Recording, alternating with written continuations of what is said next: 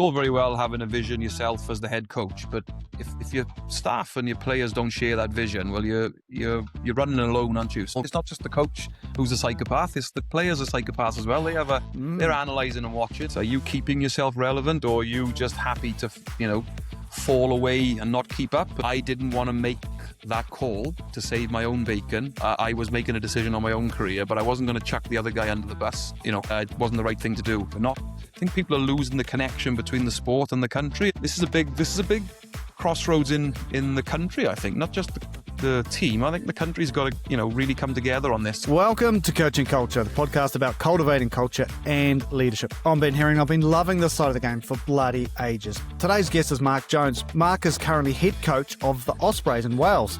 As a player, Mark amassed over 150 games for Leilani and Scarlets and earned 47 caps for Wales. He started his coaching professionally 16 years ago at Scarlets and quickly moved into the Welsh national side. He then began a coaching journey with a huge variety of teams all over the world. Rotherham in the UK, RCG, Namibia, the Crusaders in Canterbury, New Zealand, Worcester. His rugby CV is a full one. And now back in Wales, where 2026 has been a volatile year for Welsh rugby and the coaches and their teams in it. Joining us from Ospreys, Mark, welcome to the Coaching Culture podcast. Thanks, Ben. It's an absolute pleasure to be here, mate. Very humbling because I know we've had on the pod before, and I'm delighted to be with you and your listeners. Mate, what a pleasure. And we were just chatting off air about it. It's been a grim year for Wales weather-wise before we get into anything else, mate. Like, it's not a sunny day in sight. Yeah, it's been a poor start to 2026 from a weather perspective. That's if the weather's personifying probably the state of rugby at the moment, if I'm honest with you. It's one day after another of misery and rain. So but it's we've had a couple of dry days back to back. So we're looking up. Things are looking up, hopefully. Oh, I love it, mate. Well, we'll get started with this question, Jonesy. How do you define culture? Yeah, I think probably. Culture is what your values and behaviours are on a day-to-day basis, and you just see them in and around your environment. So the people you work with, your staff, your players. I think culture is seeing all of the things that you value as a group, demonstrating themselves over and over again, whether that's your effort stuff on the field or the way the boys thank the dinner ladies for the food or clean their plates up, how the boys travel on the way on the bus in the airports, and I think probably it hits home more when people outside your environment comment on the things that they don't know are your values. And I think when I look at the Osprey culture, which has been, the culture was the same 25 years ago. We've done a bit of work this year around what is an Osprey and their culture. And everybody we bring in, they're just talking around what our group does now, which I think is a huge credit to the organisation really for keeping those values in the building. Keep the values in the building. Good statement. Well, I've got a question for you, Mark. Around you talked about culture is the same as it was 25 years ago. Is there a need to keep that, or is it an evolving sort of thing that you actually probably need to change a little bit? Yeah, I think, like I said, I mentioned in the last answer, didn't I? We've been doing a bit of exploring this year around the Ospreys DNA, what's it built on? Because the Ospreys itself is 25 years old, or 24 years old. So, but the teams that, formed the Ospreys, which was formerly Swansea and Neath coming together, they've been around for hundreds of years. So you had two teams coming together there initially, and the values from those two teams were very different. Swansea is a big city, it's coastal. You've got a type of individual there that come from the surrounding areas. It's industrial in some areas, but it's very rural in others. They're from the Gower, etc. And then you've got Neath, which is more of a valley, local, tight community, very industrious, coal mining sort of background. And the boys come in the building who were grown up in those areas. It's very evident that they come from where they come from, and I think that's what's evident now. So the same people that were around in 2003 when they formed those two teams, you've got the same characters, same traits. The families that support them are the same. It is literally, like a time warp, really. You're just seeing it 25 years later. And I'm just glad that I'm in this group. They're a special group. It's quite a privilege, really, to come in there and share being part of it. Because as you said at the start, I was down the road in Llanelli for 17 years of my career playing and coaching or working against these guys. To come into your biggest rivals building and work with them and see how it operates. It's no surprise they were as good as they were. That's a fascinating one. You're almost an outsider, but because you played against them so much, you feel like you know how they tick. Yeah, they were our biggest rivals as a player and as a coach. And, I see the Scarlets as our biggest rivals now, sitting in the other building, looking back the other way. But as much as they were our biggest rivals, I always had an awful lot of respect for them. I always respected them more probably than the other teams and regions we played against. And I think it was probably because they did ooze the culture that is now, the hard work, the care for each other, the effort stuff. They were obviously talented. That was obvious with the players they had, the recruitment that they made. But, they were very physical. You could see they were a tight bunch of boys, and it eased through. I was lucky. I was in a team that had a lot of those things as well. But, you probably looked across there and thought, oh, they're probably a match for us around a lot of those things. And does it change? Like you talked about, like just talking about Neath and this valley and this local and this coal mining, but is society changing in that regard? Like, is coal mining still a big thing? Is it still a choice, or do people coming through, like the younger athletes, are they working in the mines, that type of thing? And if not, look, there's a couple of collieries that are above ground, that are operating. But no, look, the boys are not. They're not knocking off and popping down the shaft for a couple hours overtime. That's absolutely not what's going on. But I think certainly at this moment in time, it is changing. In answer to your question, but I think what is around at the moment, you've still got grandparents and parents that are still probably have worked in that industry, so you constantly got that connection with.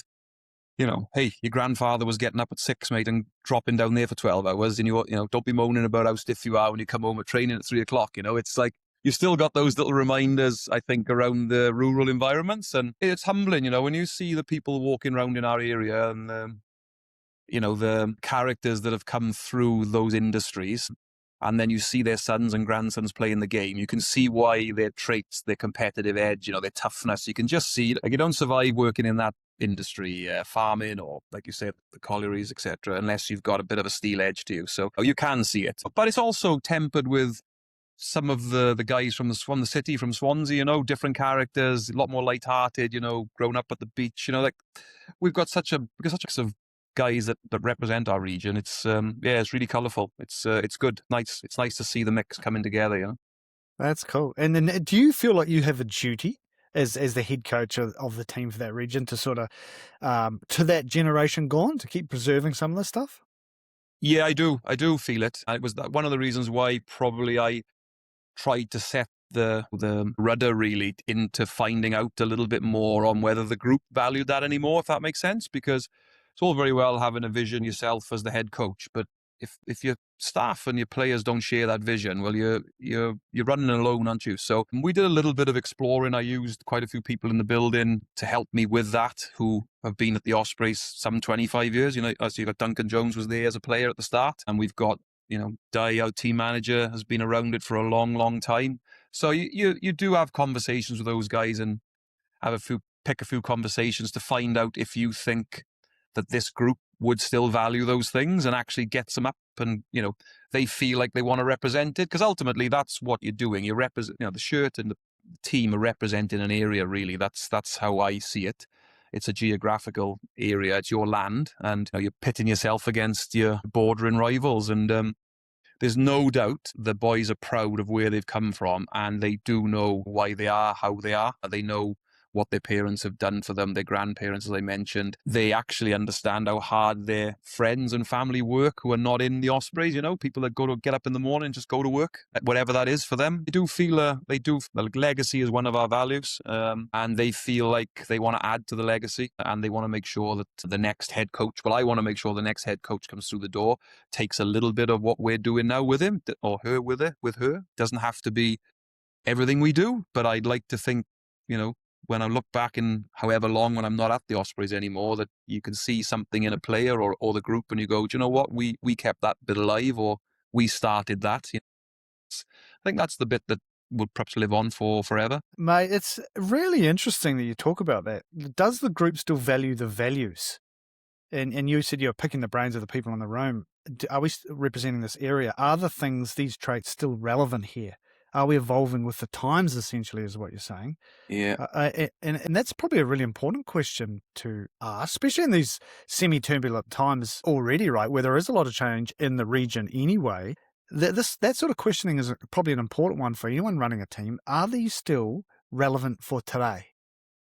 Yeah, 100%. I think you have to look at that all the time. You have to look at yourself. Are you still relevant? Are you keeping yourself relevant, or are you just happy to, fall away and not keep up? And I think that's one of the reasons why I like to stay on the grass in the weeds with the coaches and the players, because I think it keeps me relevant. We had a chat with the coaches, bouncing around here a little bit. But we had a catch up. We were out coffee somewhere, I think, and just talking around what our favorite. Just asked the boys, the coaches, what's your favorite part of the week? What is it that you like? And most of the boys came back saying game day. That's the day they love. And one of them said, oh, "What about you?" And I said, "Oh, it's the warm ups." And he sort of looked at me like, "What do you mean it's the warm up?" I said, "Oh, it's the warm ups, because in the warm ups, we try and get the music going in the warm ups for the boys."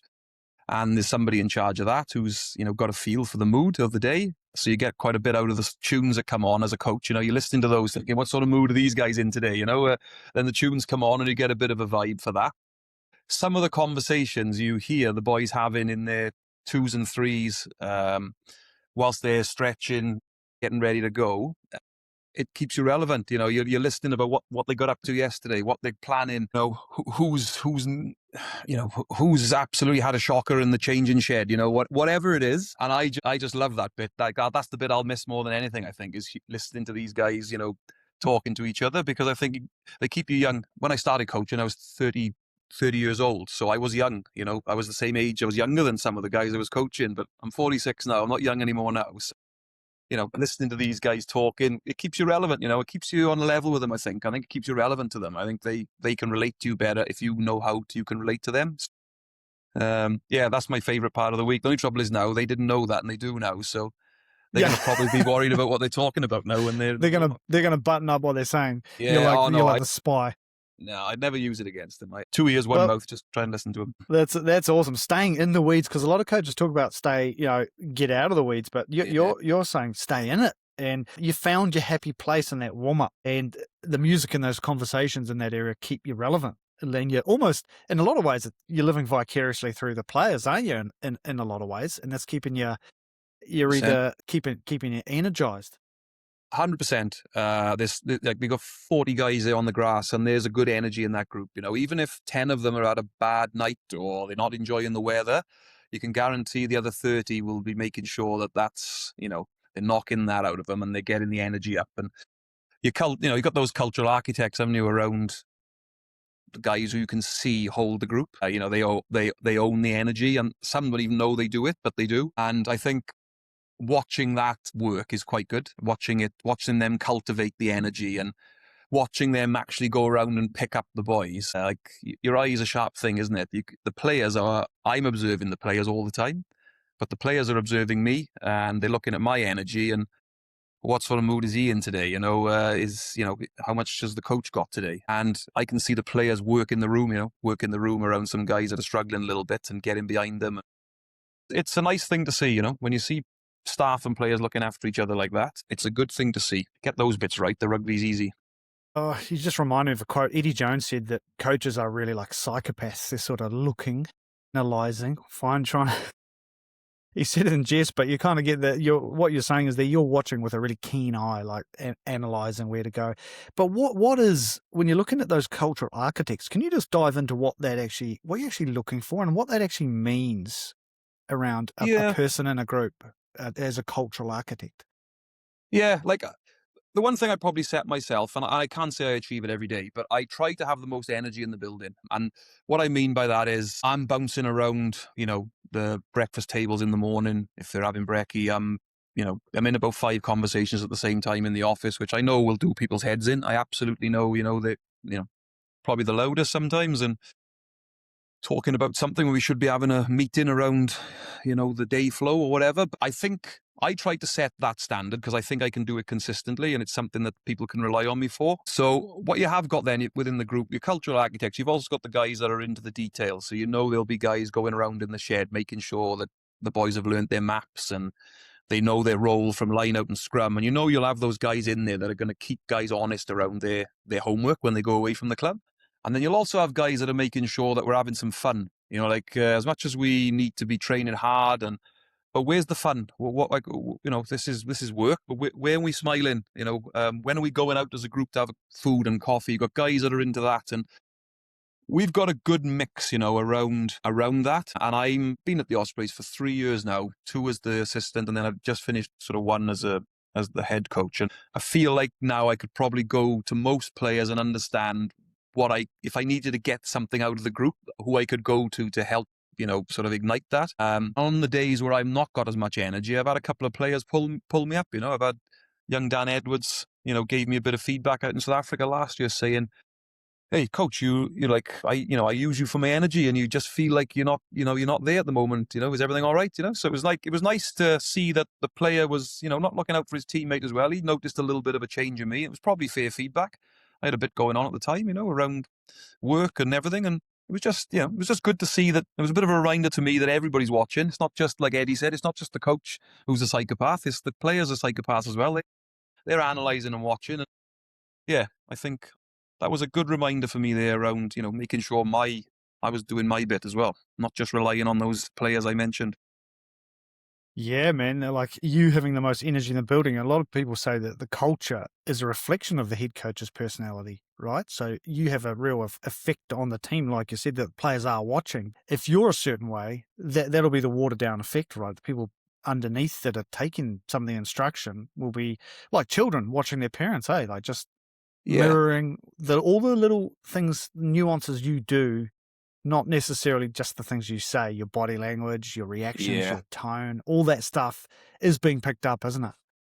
100%. And I think that's the bit, 16 years on from the first day I coached to when I coach tomorrow. I was very much detail driven, tactical and technical when I started coaching because I felt like I had to earn the respect of my fellow teammates who were my teammates yesterday, but now they're the players I coach now. And I needed to sort of prove my worth to them because I hadn't earned any sort of, whatever respect, if any, I'd earned as the player.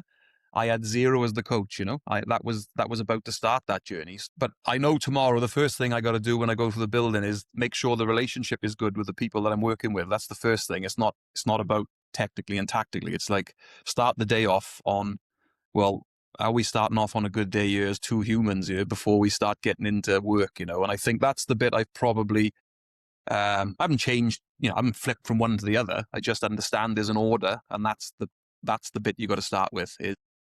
It's the human element. And if you get that bit right, I've found over time, you have much better relationships with players and staff. I think you create a more trustworthy and safe environment, for people to say how they feel and be really honest with you both ways. Did you have a couple of aha moments? Do you have any sort of mistakes which sort of you went, oh, gee, I've got that wrong. I need to just flick on that. I think I probably most definitely did. I think it's just some probably didn't share it with me. Some have probably just walked away and gone, well, that was horrendous how you've just dealt with me there, but I'm too scared to tell you that, that it was. But you'd have to ask the players, wouldn't you, I guess, on how they would rate myself doing that. I don't think I've ever intentionally disrespected anybody, tried to use my position as the coach as some sort of position of power and tried to force my view on somebody. And like, I don't think that's ever been in my way, in my instincts. But I'm sure there were times where I've overpowered a conversation or I've driven the narrative when really I should have been listening to the player and finding out where they saw it coming from. I have no doubt I would have made those mistakes for sure. You meet up with a player, but you got to decide on who's leading the conversation sometimes, haven't you? And sometimes you're better off not leading it. You'll learn more by not leading it. And I think that's probably the bit I've learned, and I'm still learning. I certainly haven't finished the journey, but I think it's more important as the head coach as well, because you do have to recontract people, you do have to let people go, you have to select people, and you have the final say, where I know as the assistant coach, you can definitely be a little bit more of the good cop if that space is there. But I also know as an assistant coach, sometimes you have to come in a bit harder as well, because maybe the head coach isn't quite as tough as some other head coaches are. Because I've worked for different types of coaches, that approach difficult conversations in different ways. Well, I think that's a really important piece, mate. Like you just said, learn more from not leading things all the time. And that's probably a big one for head coaches to just see the value in, right? Like sometimes it's better to let a player lead things. Do you have any sort of specific examples for coaches where that could actually, they could put in place around that? Like when's the time that you would potentially not want to lead?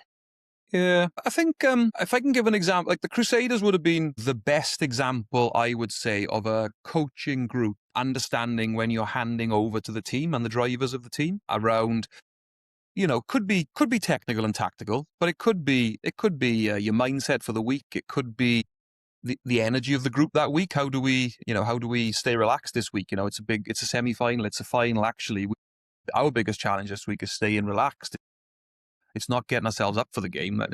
You can't get up for a final. We wouldn't be here. So I think how that happens could be done in all different ways. But I think I was so impressed with how, and I apologize for the name dropping, but Richie Mwanga, how he took over the last meeting of the week before we trained, our competing day. He got at the front of the room basically, and he would always start with something humorous or funny. And I'm pretty sure it was intentional. I don't think he was doing it by accident. I know he was sort of warming them up a little bit, I think, before he came in with the critical outcomes of the session. But how he used to work the boys there, and how the coaches were happy to let Richie get in there, and they knew that whatever they were going to say, Richie was going to do it so much better, and the group were going to connect with it so much better. So, that's 5 or 6 years ago now. But that was a bit that I've taken back from New Zealand back home, is once you can trust those leaders and you know that they'll give the message that ultimately you'll respect. Doesn't have to be your message, but you need to be able to look at it and go, yeah,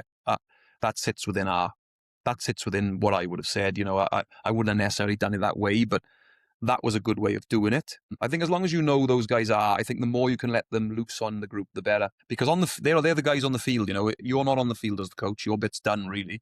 As much as I try and send down messages, and assistant coaches are trying to get 10,000 messages down, really, it's those leaders talking for 15 seconds in between a scrum and a line out. Whatever's said needs to be heard. And sometimes as a coach, what you say and what they hear are not the same thing. You think they are, but they're not. And I think players have got a good feel for what the group need to hear, because they're ultimately in the group. They're used to looking back at us. I love that, mate. Like once you trust the leaders to give the message, you can let them loose on a group. I reckon there's also a little a cool bit to that, is like you can actually see how clear your comms have been to that sort of individual all the way up to that, right? Like when you sit and listen to someone speak back what you've been talking about all week and delivering what you hope is the same as you can actually see how good your comms have been to that guy, that leader in the group. If it's completely different, there's probably a bit of awareness and work to do on your relationship and trust building, right? 100%. And I, switching over to the head coach role, I'm building I'm basically renegotiating the contract with the assistant coaches, because I was, they're equal, if you like, if you want to think of it as a hierarchy, as a head coach, assistant coach. I don't view it like a hierarchy. I see us co-coaching, I see us working together, very much as a team. But when you go from having the same amount of say on selection to ultimately probably having the final say, if there is a bit of a debate around who should play, that relationship is different. And, you can talk to each other differently when you're negotiating with the head coach, but when you're the head coach with the assistant coach, it is a different relationship. They're obviously respectful of, what they're saying, and I'm trying to be respectful the other way. And I think it has been an interesting journey for me. And I know I've got a clear view on what I think, it should look like in my own area, whether it's the attack coach or the defense coach. But I also have to understand, as the head coach, you're no longer doing those roles. You're no longer leading on those areas. You are facilitating them now, and you have to respect what that person's doing, because the best coaches that have coached me have made it clear what my role is and my job description is, but they've also given me the autonomy to do it in my own way. So, and I felt that's got the best out of me. I wouldn't like to be micromanaged, and I know I will have definitely had times where I've stepped into that space and, maybe cut across a coach maybe when a player asked a question or an answer the question, which really I should have left for the assistant. Does that make sense? Because you're used to doing it as the lead coach, as the assistant. So I think I've, targeted that really as, like you said, knowing when to lead and when to listen. That's probably the bit that I'm getting better at all the time. I think that role clarity really is a good one. Now, mate, you just talked about an interesting journey. I think we'll jump straight to the Crusaders journey, mate, because that is interesting. I think a lot of people would be intrigued at that little segue in your coaching career. Like, you went to New Zealand to coach with the Crusaders, and how did that come about, and what did you pull out from that environment? So it's a wonderful opportunity, and it's particularly coming from the Northern Hemisphere to go to the Antipodean point of the world and coach there. Tell us a little bit about that journey. Yeah, I think it was quite a shock to a lot of people, really. I think because I'd taken what would be perceived as a backward step. Really, I went from being a top level professional coach as an assistant coach into a head coach of a semi-professional environment. But I was responsible for running the Northern Academy in RGC as part of the WRU. So, but I took that role on purpose, really, because I think going from a player to a coach overnight, which is what I did. I retired at 29 through injury, and then I was asked by the current head coach there, Nigel Davis, would I be interested in going into his coaching team. I hadn't really earned my stripes. I hadn't gone through coaching at lower level. I'd done some coaching with the local team, but I hadn't progressed through an academy or into a semi-professional team, into becoming an under-20s national coach or anything like that. You're perceived as jobs for the boys. He's gone from playing to coaching. He's jumped over all these guys that had put all this work in. And so I felt like I would be a better coach if I kind of tried to reverse engineer the bits I'd missed. So I thought, okay, well, you don't really fancy moving to be an assistant coach in England anywhere at this moment in time. It's not fitting for you, in terms of your family commitments, etc. So, well, let's use this time to do the bit that I've, been accused of hurdling, going from a player to coach. So I found it hugely beneficial, firstly in Rotherham and then in the RGC. That experience of coaching at that level was gold, around actually pulling apart, what are you as a coach? Who are you? How do you want to coach? How do you want people to talk about you? What do you want your teams to look like? What do you want people to say about your teams? I had a chance to, albeit the coaches or the owners of Rotherham, and probably not so much RGC, because that was very much a developmental area. They wouldn't have liked me playing around with my own, coaching style and with the team, because obviously they wanted us to win every week. I was using it as a journey for myself as much as trying to win. Of course, you're trying to win with a team, absolutely no doubt about that. But I was finding how I was going to actually have some longevity in the game. And I knew it would help me going back into an assistant coach role to be in the shoes of the guy you're working for and actually have a feel for what the challenges were for him. What pressures does he get from above and behind? And rather than thinking, well, this guy's not doing much, I'm doing all the attack and all the field sessions. He's just speaking to the media, when actually you get a bit of a feel for all the stuff you deal with as a head coach, dealing with players' problems, their families' problems, cats dying. I had all sorts in Rotherham of why a player was struggling, guys from overseas not settling in, the owners giving them a flat but didn't furnish it, all this stuff where you're just going, this is just, I didn't even know this stuff happened, So it was such a good experience. So I know you're thinking, what's this got to do with the Crusaders? But I think that was the shock for people, was how has he ended up jumping from that sort of developmental role into the Crusaders? And I asked the same question, if I'm honest with you, to Scott, once I got my feet under the table in New Zealand and spent a bit of time with Scott. Just said, mate, what was it? What was it that sort of, why me? Because you could have probably gone and got any coach that you wanted to, really, I know you had Ronan there before and he was moving on, but there was a couple of things he said. He wanted a Northern Hemisphere set of eyes on his group. He wanted to see what our views on the game were, and he knew that I had worked internationally. I'd been 5 years with the Scarlets, and I'd done a season with Wales. When, the year we won the Six Nations in 2013, I think it was. So it wasn't like I came from Division 4 rugby. I'd been coaching at a good level, the top level, but I had taken a couple of steps back, and it was interesting. And he said, we've got a big shift this year in our squad. We are going to be letting go some big players. Matt Todd, I think, was one. I think Ryan Crotty was another. I think Geordie Taufua was another. And he said, we're going to be bringing some young guys through. We're not going to recruit any guys from, they're going to be out of the academy. They're going to come through Canterbury.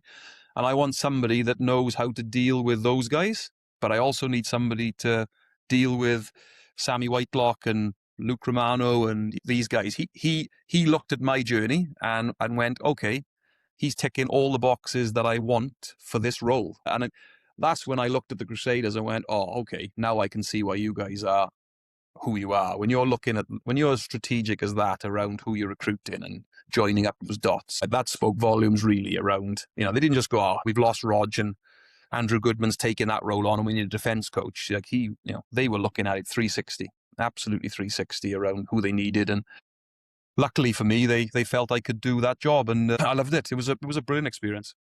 What'd you take back? What's one big thing you brought back with you and as part of your coaching now? I think language. I think language is the big thing I brought back with me, and the power of it. And again, I'll use an example if I can around when I got there. Obviously, the first thing I wanted to do was try to understand before being understood. Andrew Goodman had already run one of the best defences in the league, if not the best defence. So you're going into his boots and you're thinking, okay, well, we don't need to change a lot here, but what was it that was the fundamentals of it? Did a bit of digging around, well, what do you want this defence to look like moving forward? Do you want to change it? Do you want to just keep working with the same defence but trying to improve it, etc.? Scott goes, oh, good question. I'll go away and I'm going to speak to the leaders and come back to you. So it wasn't like Scott just made the decision. He went away to his leaders in the group, as cultural architects, and said, look, what do you want Jonesy to do?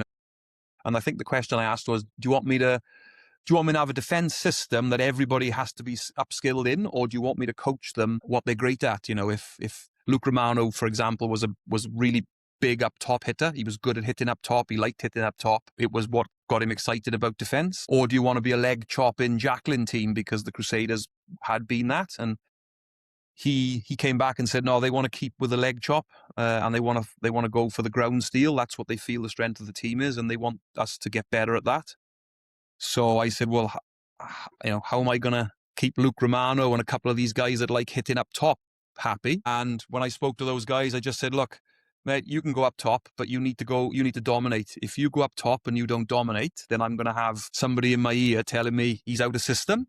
Whereas if you're knocking people backwards and going up top, I'm able to say, yeah, but he's winning his collisions. He's not adding to the team. It's not costing the team. And that's the relationship I had with the boys. Richie had been playing around in the 13 channel for New Zealand, and I think the Crusaders were using him in the backfield quite a bit from first phase. And I was thinking, how am I going to get this guy on? This is one of the greatest players that New Zealand's got. He's one of the greatest Crusaders has ever been. How am I going to build a relationship with this guy? So when I saw him playing, he had an incredible amount of physicality and care. He was a tough guy. Like, he didn't shirk any tackles, but he wasn't the biggest. So I said, look, I've noticed you moving you around a little bit with the All Blacks and putting you in the 13 channel. And I'm like, why are they doing that, mate? Because when I see you, I see a tough guy, competitive guy who can defend. So why are they putting you there? And he goes, I don't know.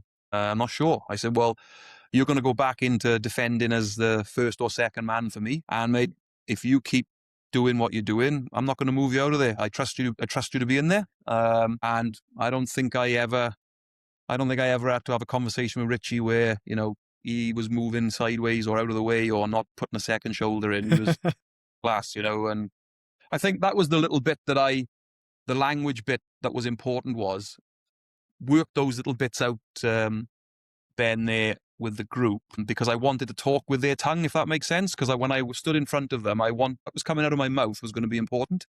And I wanted them to be looking at me going, yeah, I can buy into that. Yeah, I can buy into that. Yeah, I like that. because if it doesn't go well, the first thing they're going to say is, you changed that though, didn't you? You stopped us, you stopped chopping, didn't you? You told us to go high and now we're going high. And so I wanted to get their trust, mate. And I wanted them to feel that I was flexible and I was open-minded about doing things a different way. And I remember presenting this back to the group, and I'm looking around the room as I'm presenting around different areas of our game, our ruck defence, our edge defence, our backfield, and our shot selection and how we're going to get the ball back. And, you're looking at the room, looking back at you, and you're thinking, I hope Cody Taylor's enjoying what he's hearing here. I hope this guy's valuing what I'm talking about here, because if I don't, I get one chance here. And the couple of guys were nodding, and you kind of getting the feedback that this is going okay. And the meeting finished, and we went out through the door, and Scott sort of put his arm around me, and he said, no, he was complimentary about the meeting. He said, mate, you nailed the meeting, good detail. But he said, you said don't 6 times. So I was like, oh, shit. And I said, okay. And he goes, look, just to give you an example, he said, everything you said, you were correct. So don't turn your back, don't switch off, don't man watch, you're all correct. But he said, try to give them the language of what to do, not what not to do. And it sounds so simple, doesn't it? I couldn't even believe that I hadn't really logged that as a crucial part of presenting, but it is right. So he used to say, stay on all the time. He still says it now. I shouted all the time in training, whether I was the defense coach, the attack coach. If somebody dropped the ball, missed the tackle, I'd be shouting, stay on. And everybody thinks I'm talking to them, but I'm not. I'm talking to myself, because it reminds me about the power of the language. You're going to be so much more valuable telling somebody what to do, or telling them, being praiseful with what's gone on rather than, negative. And of course, you have to deliver.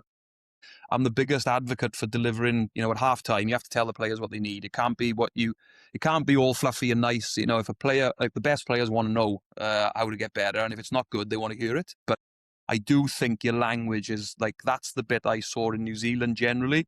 The players, the staff, their language was incredible, around the positivity. And that's the bit I probably brought back more than anything. A load of tactical stuff and technical stuff, of course. But that was the bit, everybody over there taught me about that and how important that was. That's cool, mate. The power of language. Understand before being understood. Talk with their tongue and give language of what to do, not what not to do. I think that word don't put your feet there. Don't look there. Yeah. Instead of the opposite. And to be honest, that is a very common coaching faux pas in a lot of ways, because the concept being right, as soon as you say anything, that's what's going to happen. If you say, don't think of purple, well, you think of purple. Yeah. And so it's that kind of concept where it's really powerful, and those small little shifts you've made is amazing. Now, just talking about this experience, just going back to that Rotherham experience, what would you do differently in that one? Because so if you're talking about great experience, that probably, well, I'm assuming you had a fair few good learnings from that experience. What would you do differently in that one? Because that was a very different experience, right? Yeah, 100%.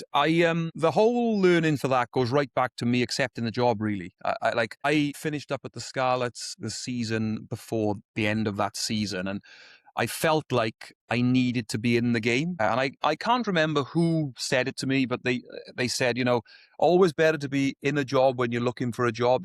Don't be idle. Make sure you're in work. Keep yourself sharp and clean. And I probably didn't do enough research around that role in its entirety, as in, it was a good opportunity to be a head coach. The squad, there was a decent squad there. It had done well the year before, and I'd spoke to the owners, and they said, we'll be getting most of that squad back, and we've got some loan signings coming from a few Premiership teams, and they'll be all ready to go again. And I was like, okay, great. So I thought there's a good group to work with there. They're a good, hard-working club. I did my homework around the values of the club. The players that were often in Rotherham had come from academies in Leinster or Ulster or in England, and they hadn't quite made it. But they were guys that went, no, I'm not quitting on this. I want to be a pro player, and I'm prepared to have get stuck in here for a couple of seasons.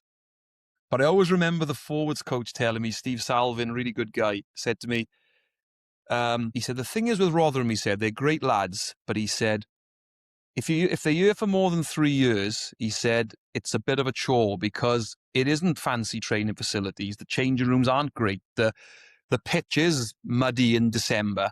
And they were all good things for a period of time because they did toughen you up, and they did, they kept you grounded around, your work ethic.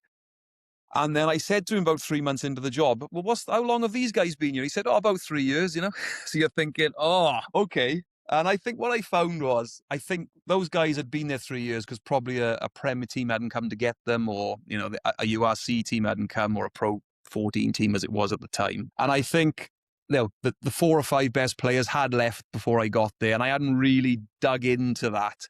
So I think the job I agreed to and the one that I arrived at were a little bit different. So I suppose what I'm getting to here, I'm not creating a sort of excuse culture here.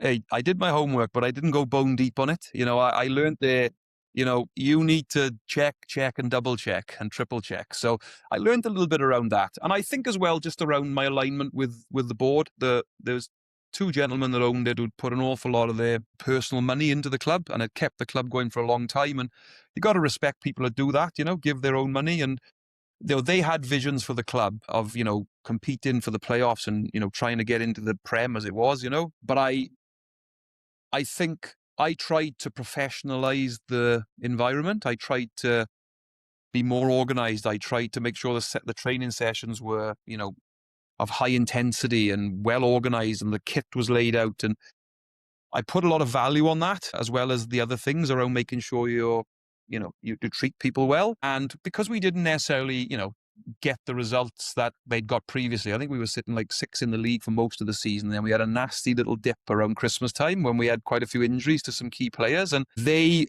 didn't see any value in what I was doing. They just saw the value of results. And I think I probably needed to be aware, or more aware of, hey, it's all very well showing the group you're making them better and more organized and more professional, but ultimately the guys that are signing the checks here and making the calls, they just want to win rugby games. And I think, I had to make a decision at the end, or towards the end of that season, of whether I was going to sort of take my second year up, and we weren't, because my family hadn't moved up there with me. And I'm a big believer in your family moving with you. I think, if you're going to be happy, you need your family with you. And I needed to make a change to one of the staff, or they asked me to make a change to one of the staff. And he was a good guy and he'd helped me a lot. And I didn't want to make that call to save my own bacon when I knew I wasn't going to be there the following year. Didn't think it was the right thing to do.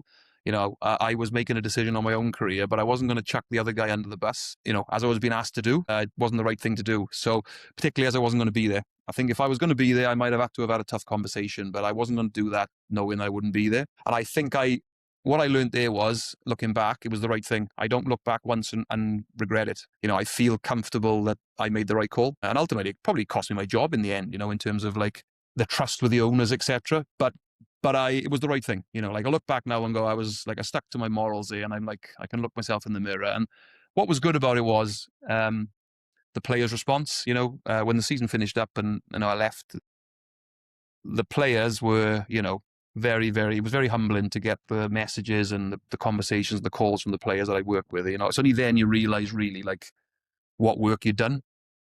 And like, that's the bit I liked about Rotherham. And that's the bit I learned was, you've got your moral compass and you've got to be smart with it, but you've also got to make sure you do your homework and manage up.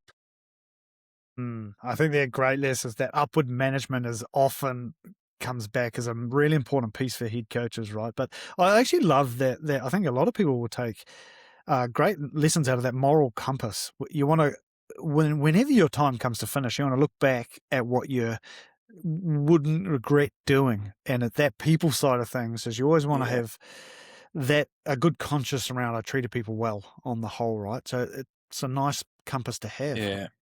I definitely try to. I feel like, one of my first professional coaches I had was a guy called Gareth Jenkins. He and his assistant coach, Nigel Davis, and they were the Scarlets coaches for many years. Gareth was the most successful Welsh coach domestically for 20 years. He was, and a lot of his history now is more around the fun stuff that he did, not actually his coaching. He was a character. So a lot of people tell stories about some of the funny things that he did and said.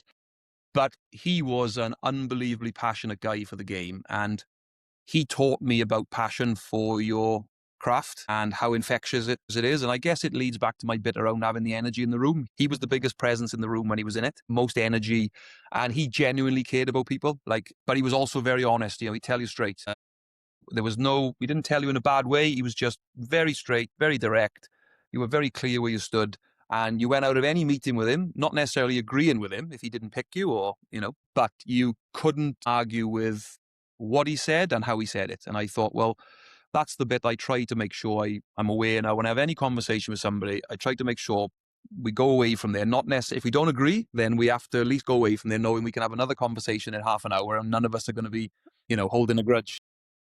Oh, I love it, mate. I love it. Now, mate, you also talk about in that, you just referenced your family, mate. Like, with all this moving around and like the professional gig of it, how's that been on the family? And any advice to coaches that are going on this journey around maintaining the family aspect?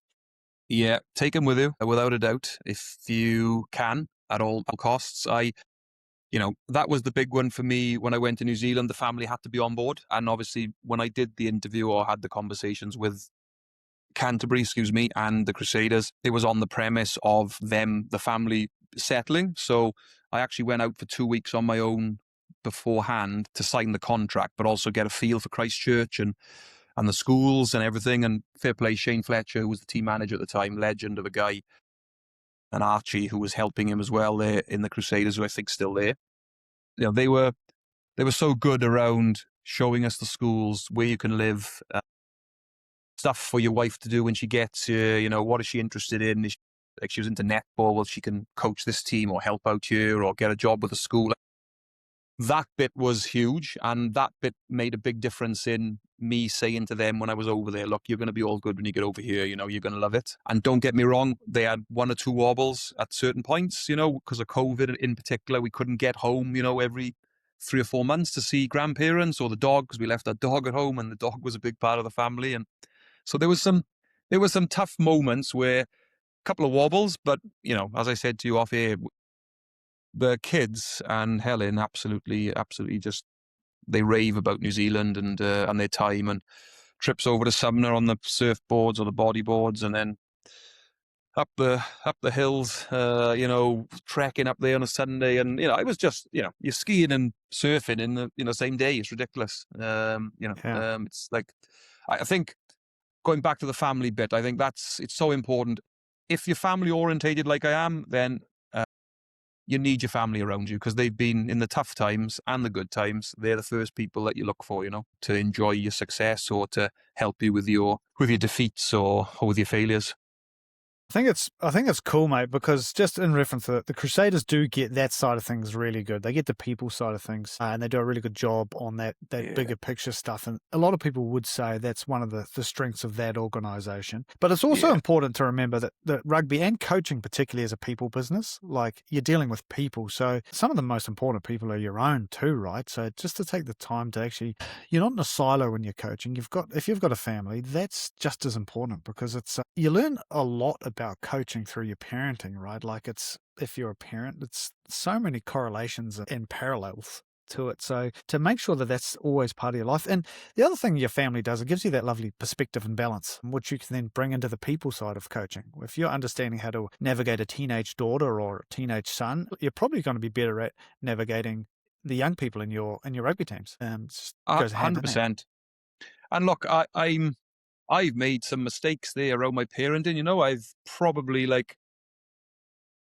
tried to really hold back in work over some difficult conversations, frustrations with a player or a staff member. And then as soon as you come through the door, your teenage son says something to you and he cops all the frustration that you wanted to sort of unleash on your player, but you've ended up doing it on your son, which is terrible. And so I've definitely brought work home with me, no doubt about that. But my wife's good at, she's good at telling me, hey, you're not in work now.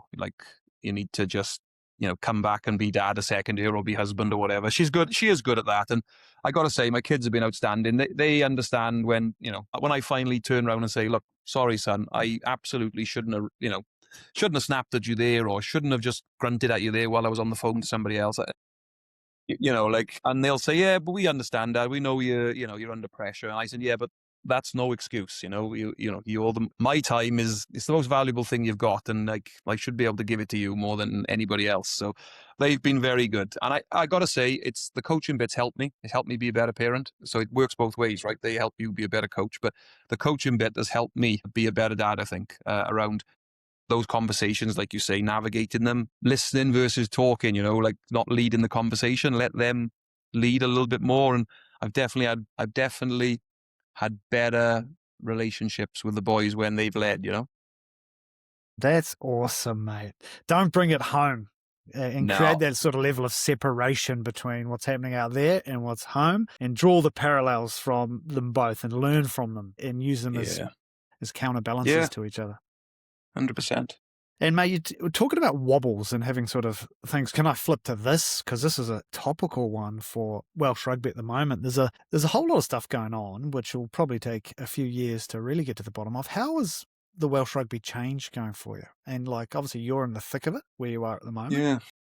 How's that treated you? Like, and how's it sort of affected culture on your team, that external influence of things happening at a higher, where there's changes to teams and amount of teams, and the governance side of things is making calls which affects you at head coaching at Ospreys. Yeah.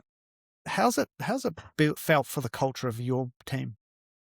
Well, look, I think when you have big seismic changes, like not a lot of people like change, do they? Like no matter what it is, big or small, people don't usually like it until they understand it. And I think that's the problem at the moment. Nobody really understands where we're trying to go and where we are in that journey. And I think it's breaking my heart at the moment listening to how other nations and people from other countries are talking about Welsh rugby, around the farce that it is, in terms of, as you said, don't know if there's going to be a reduction in teams, who's going to own the teams, where teams going to be playing, what the budget of the teams are going to be. Like there's so much being discussed around the game at the moment, and it doesn't appear to be a clear plan around it. And I think the effect it's having on everybody, from my role to the players, to the supporter and the families of players, etc., and even the commercial people that invest in the game, it's catastrophic at the moment, around the game. The game is bloody dying in front of us at the moment. And I just feel like, everybody's saying we just have to be patient and we have to stick with it. But it's like, we've got to get some action as well now, because Welsh rugby is a very famous brand of rugby throughout the world. And the country ultimately, I believe, is famous for lots of things, but rugby is a very, very big, synonymous pastime that I think people come to Cardiff understand. Like they come to see the castle, yes, they come to see the countryside and the beauty, and they come to see nature, but they come to watch a lot of rugby, and they travel. It's a very famous seller for our country, and I think we're losing that a little bit around it. I think people are losing the connection between the sport and the country, and this is not helping in building that. And this is a big crossroads in the country. I think not just the team. I think the country's got to really come together on this and support this, because Wales would be a worse place if we're not operating at that top table and competing with the South Africas and New Zealands and the Englands and the Islands. We have to be competing with those guys on a regular basis. It's just we can't not be doing that. Mate, I think that's really a powerful thing you said. There's no we're not understanding where we're trying to go and where we are at the moment. There's no clear plan. And the wider impact reverberates down. And I think if we then pull it back to our specific teams, that's very relevant for every team, is that coaches, we need to be expressing where we're trying to go and where we are at the moment with our teams, if that's a rugby team, and have a clear plan, knowing, similar to what we're talking about on this bigger scale, that it will have an impact. It will have an impact on your fans, your community, even your own niche geographical region. So, there's lessons from all these bigger things which we can narrow down and pull out the learnings for us and our teams, right? 100%. We talked as the playing group and the staff together. One or two things is going to happen while this is going on. We're going to get further apart from each other, or we're going to get closer together. And up until this point, it's definitely brought us together. It's brought us together as a staff, a playing group, and ultimately a supporter group, because we've never seen in the last 5 years the type of support for the region visually out there on social media or even on the streets like we're seeing now. Everybody and anybody is tapping the players on the back, saying, what a great job they're doing and how well they're playing and representing, because they know we can't win every game. We're not in that place as a team at the moment where you can win 90% of your games, but we've been competitive in all our games this year, and we've won a fair few, and we're sitting in the playoff spot at the moment, which if people were to ask you that with everything that's going on, when mental focus is so important in high performance sport, for the staff and the players to be delivering that, it's an absolute credit to them. Fair play. And like you said, I do feel there'll be an opportunity for something great to come out of this. I think the Ospreys will be stronger and will have a deeper history that we can pull on in the future when we survive this, and people will look back and go, well, look what those guys did under those circumstances. It's easy for us. It should be easy for us. So yeah, I think that's what we're trying to do. We're just trying to make sure we navigate this part of the Ospreys history as best we can. Keep it going for everybody else that's coming behind us. For those generations of coal miners that from the valley. I think they're about done, those guys. But as long as they know where they've come from, I think that's the most important thing, isn't it? That's correct. Well, and this actually forms part of the history in itself. In years to come, these little sort of blips and waves in the timeline actually create a bit of the history and how we navigated it and held our moral compass, that we look back and didn't have regrets about things we did and didn't do.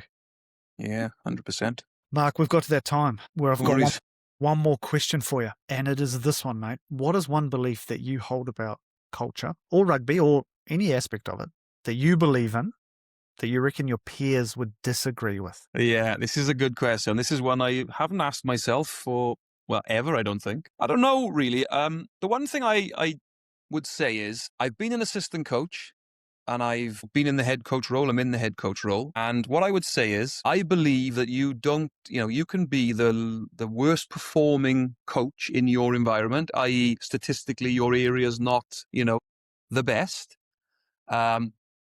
And it doesn't matter if the team's winning. And I know a lot of coaches I've worked with in the past would absolutely turn around and say, "Oh, that's rubbish." Like I'm the scrum coach, or I'm the line-out coach, and like I have to have the best line-out winning, etc., etc. Or I'm the defense coach, and I want the highest tackle completion. Why I say that is, I'll give you an example of why I say that. If you've got a defense that's a line speed defense and the job is to absolutely create turnovers and play from transition, but because you're so hard off the line, you're probably going to have a lower tackle completion, but you're going to force more errors and the team's going to win more. You might be the least performing coach, but ultimately you're giving the team what it needs to win, and being able to understand that that's your place and that's your role in the team. I think once you can get comfortable with that as a coach, I think you become a better coach. Nobody wants to be the worst in your group, but ultimately it's the team that matters. And if it means that there's a little bit of you're fifth best in the league as opposed to first best in the league at ball winning in the line out, but you win ball in a better area so you can have better strikes, then it's worth doing it, isn't it? It's worth sacrificing the top spot. And I think that's kind of my view on it. I know not everybody would agree with it. I get it. But I think the best teams, they have that sort of humility where they go, nah, this is where I sit in the puzzle. This is what I do. And you're always striving to be better. Nobody's not. And I think you just got to be comfortable that if I don't get there, I don't get there. But the team is the most important thing. If I'm helping the team function and the team successful, then that's the price. There's a wonderful quote from Tony Brown, which I've heard him use many times for the players, which is, know your role, do your role. And it's as simple as that. And what you're saying there is it's potentially for coaches as well, that awareness. Yeah, 100%. But again, that's about the only one I could think of, Ben. It was too good a question for me, mate, if I'm honest with you. Well, I love it. Well, Mark Jones, what a pleasure to have you on the Coaching Culture podcast. If I may, I'd just like to sum up my 3 takeaways from this really cool conversation with you today.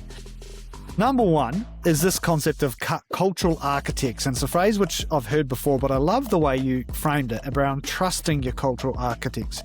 Firstly, you need to ID them. There is people in every team who can lead the culture with potentially more impact than you. So you need to find them, build a relationship, then let them loose on the environment. And you talked about Richie Mwanga took over the last day of the week, and he did it in a way which probably no one else could have done, and the impact was huge.